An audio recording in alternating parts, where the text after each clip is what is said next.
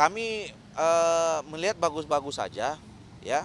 Karena begini, kami kan dari awal salah satu pertimbangan kita memberikan dukungan ke Pak Prabowo ini kan ada satu narasi besar yang dia selalu sampaikan, yaitu bagaimana Indonesia ke depan ini kalau mau maju itu salah satu syaratnya kita harus tetap bersatu bersama, solid gitu, membangun persatuan dan kesatuan gitu. Bersinergi antara elemen bangsa gitu. Jadi wujudnya kan salah satunya adalah bagaimana Pak Prabowo yang sekarang sudah ditetapkan sebagai presiden terpilih juga harus membangun komunikasi dengan semua elemen bangsa termasuk partai politik. Nah, cuman ada hal yang berbeda ya. Saya kira komunikasi politik itu menjadi mutlak, penting ya dilakukan gitu. Tapi apakah kemudian itu menjadi dapat disimpulkan bergabung dengan pemerintahan, itu belum tentu, tergantung si partai politiknya masing-masing ya. Dan oleh karena itu kalau komunikasi politik itu sudah dilakukan dan terus dirawat ya, urusan berada di dalam atau di luar pemerintahan saya kira udah nggak jadi soal lagi, karena itu menjadi sama mulianya ya. Jadi khawatirkan mengurangi jatah Golkar sih Pak?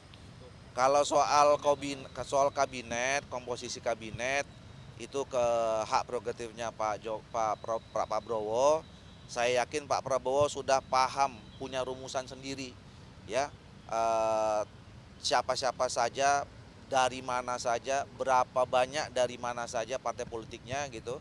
Eh, dan beliau saya kira seorang politisi, sekarang sudah jadi presiden yang juga cukup punya pengalaman, tahu persis, punya rumusan, udah punya rumusan sendiri dan komunikasi dengan partai politik terutama yang tergabung dalam koalisi maju, apalagi dengan Pak Erlangga juga udah sama-sama paham lah mereka itu. Jadi kami nggak akan merasa terganggu. Dengan Tapi nggak Golkar ada komunikasi kekhawatiran gimana misalkan Pak? tadi kan hari ini kan Pak Prabowo ketemu sama Nasdem ya, sama Pak Surya Paloh, tuh nggak khawatir misalkan ada mungkin pembahasan kursi yang berujung pada mungkin kekurangan kursi dari Golkar sendiri nggak? Nggak, ya, makanya saya kira Pak Prabowo pasti sudah punya rumusan sendiri. Yang itu sudah, rumusan itu sudah muncul pembicaraan antara ketua umum partai politik, terutama yang di Koalisi Indonesia Maju.